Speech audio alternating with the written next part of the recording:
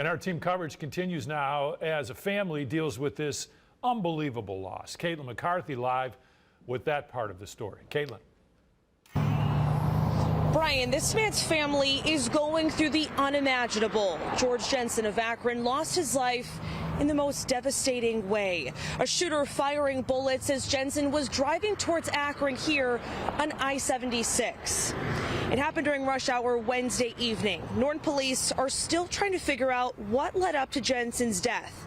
But here's what we do know. Witnesses say Jensen and another driver were engaged in road rage, and it gets even more dangerous. Jensen is shot multiple times and then loses control of his car and crashes into a cement median. Crews took him to Akron General, where he died. Jensen suffered several gunshot wounds. And as you can imagine, this is not an easy time for those who knew him. We have reached out to his family and his workplace, and at this time they tell me they're asking for privacy as they mourn.